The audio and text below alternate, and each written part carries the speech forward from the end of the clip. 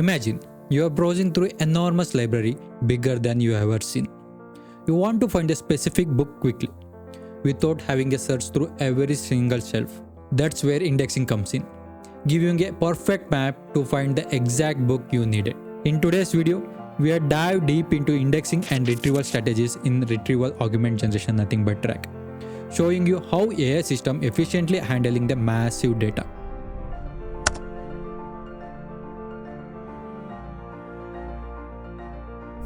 Welcome back to our series on machine learning and AI. If you are here from our last video where we introduced the RAG, you already know how important it is for making AI smarter. Today, we are focusing on how AI retrieves the right information through indexing and different retrieval methods. Make sure to hit that subscribe button and stick around to learn about how indexing works and why retrieval strategies, especially dense and hybrid retrievals, are so powerful. In RAG system, indexing is like organizing a huge library. Imagine trying to find one specific piece of information in a collection that might seem infinite. Without indexing, you would have to go through every page or every book just to find what you need. It would be impossible to find, right? But indexing changes the game here. How does indexing enhance the data retrieval?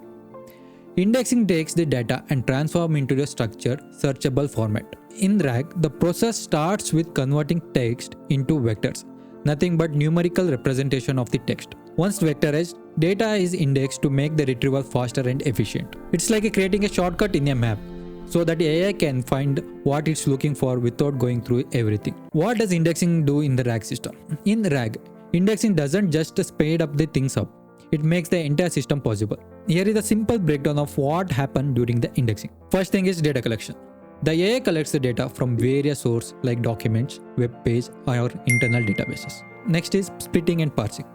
The data is broken down into manageable chunks so that AI can process it. Metadata like titles and authors is also extracted for easier retrieval. Next, vector embedding. Using models like BERT or GPT, these data chunks are turned into vectors, which capture the meaning and context of the text. Finally, vector database. The vectors and metadata are stored in vector database like ChromaDB and Pinecone. Enables quick contextual awareness search.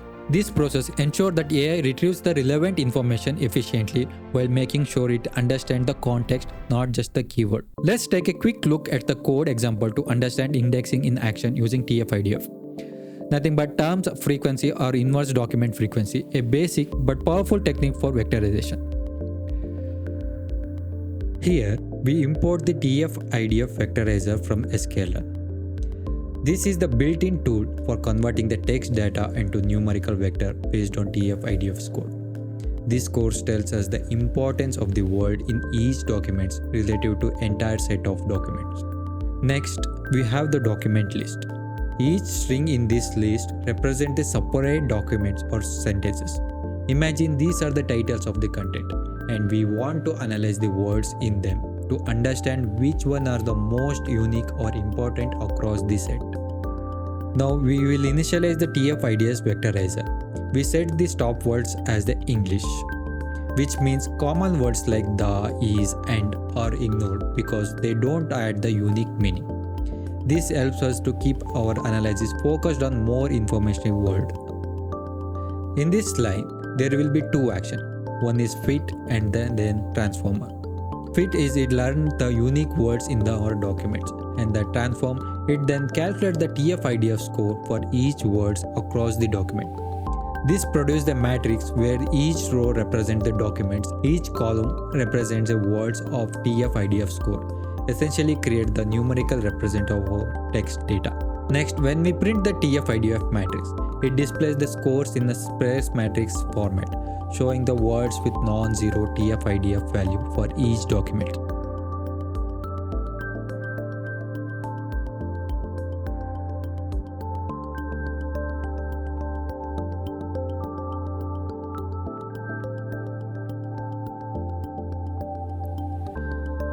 The output is the spare matrix. This format helps the save memory by only stores the non-zero values, words that actually appears and have a meaningful TF-IDF score. Each row represents the document and each column represents the TF-IDF score of a unique word. In this example, TF-IDF converts the text into numerical vectors by calculating the importance of words in the document set. After vectorizing, the next step would be building an index for the fast retrieval. So now we understand the indexing part. Let's talk about the retrieval strategy. Imagine going back to that library. You are creating an indexing that tells you where each book is. But now, you need a method to find the exact answer you needed in a quick and accurate manner. What retrieval methods are used in a RAG?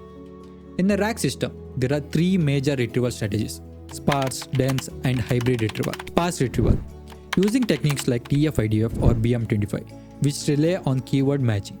These are the fast and efficient, but they can miss the deeper semantic relation between the words. Sparse vectors are represented when the most elements are zero, typically representing the presence or frequencies of specific terms. These methods works well for the straightforward queries, but struggles when it comes to understanding the context. Dense retrieval uses the neural networks like BERT and GPT to create an embedding that capture the meaning and context of the word. These embeddings are dense vectors, meaning that they capture the rich semantic information and relation between the words. Dense retrievals are more accurate because it can understand the synonyms, context, and more complex relationship in the text. It's particularly powerful for handling the queries where the words may not match exactly, but the intent is the same. Hybrid retrieval, the best of both the worlds. Hybrid retrievals combine the speed of the sparse and retrieval the depth of the dense retrieval. It uses a two-tier approach. First, sparse retrieval quickly narrow down the potential results based on the keyword matching. And then, a dense retrieval defines those results based on the semantic content. These strategies provides the both efficient of the sparse method and the accuracy of the dense method, making it especially useful for the large-scale system where the speed and precision are both important. Hybrid retrieval is becoming insanely popular in the advanced RAG system because it's balancing the trade-off of sparse and dense strategies, ensuring the results are both contextual relevant and retrieved quickly. Now let's look at how to implement the dense retrieval using OpenAI embeddings for better accuracy and context. First, we will import the necessary library. Here, the OpenAI is used to GPT-4 embedding, and NumPy helps the handling the array, and nearest neighbor from the scikit-learn, which helps us to find the most relevant document by calculating the cosine similarity between the embeddings. Next, we set up the API key. Here we set our OpenAI API key. Make sure to replace with your actual key to access the GPT-4 embeddings.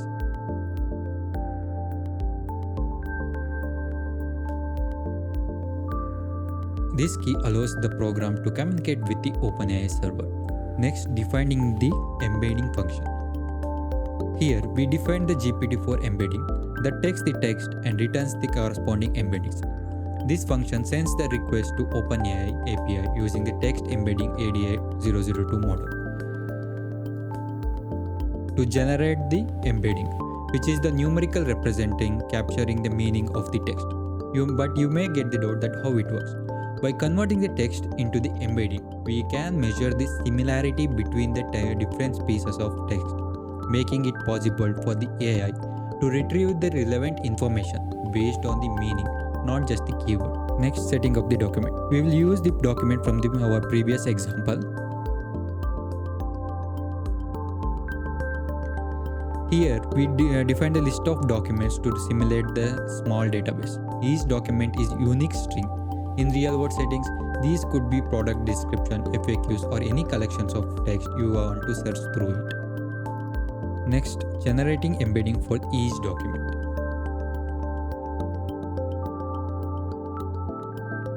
This line uses our get GPT-4 embedding function to generate the embedding for each document in our list.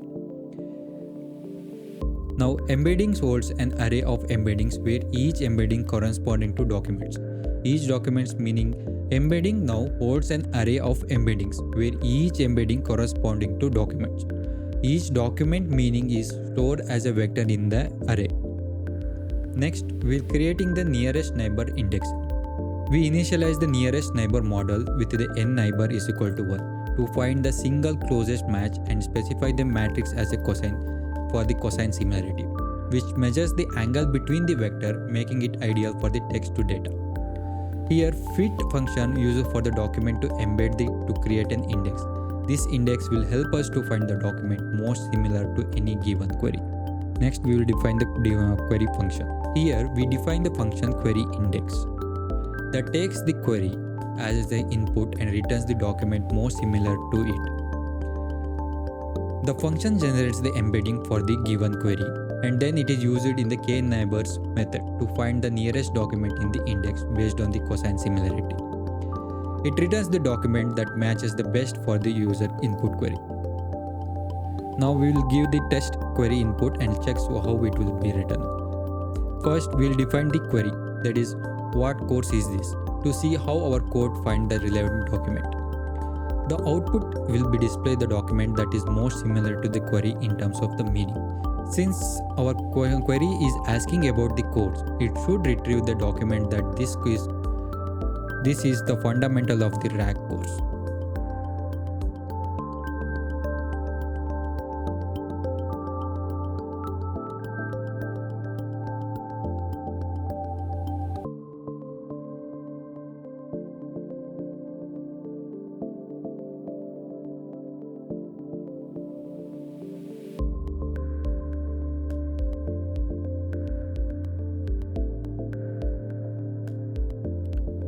And the output is as expected, and the AI successfully found the document about the course by understanding the query intent and matching it with the content. This is powerful because it's not just matching the keywords, it's matching based on the meaning. With just a few lines of code, we are able to retrieve the relevant information using the embeddings and nearest neighbor search. This technique can power the chatbot, recommendation system, and more. In this example, we use the OpenAI embeddings to create the dense vectors for our documents. We fit a nearest neighbor model on the embeddings to allow the efficient retrieval. When query is provided, the closest matching documents is retrieved using the cosine similarity. Before we wrap up, let's quickly touch on when should you use RAG and when to go for fine-tuning. Fine-tuning is best for the tasks that needs the deeper domain knowledge. For instance, if you are training the model for a specific medical use cases, you might fine-tune it with the medical data. RAG, on the other hand, is better when the task requires up-to-date information or space across broad topics. This makes RAG ideally for the chatbots, customer support, and dynamic research takes where the real-time accurate data is essential. And there you have it. Today, we are dive deep into indexing and retrieval strategies, learning how they power the RAG system. We also explored how the dense retrieval and embedding gives all the ability to understand the context and deliver the more accurate result. If you found this video helpful, give the thumbs up and make sure to subscribe to this channel. In the next video, we'll cover the LangChain and how you can build even more powerful AI application with it. Stay tuned. I will see you in the next one. Bye bye.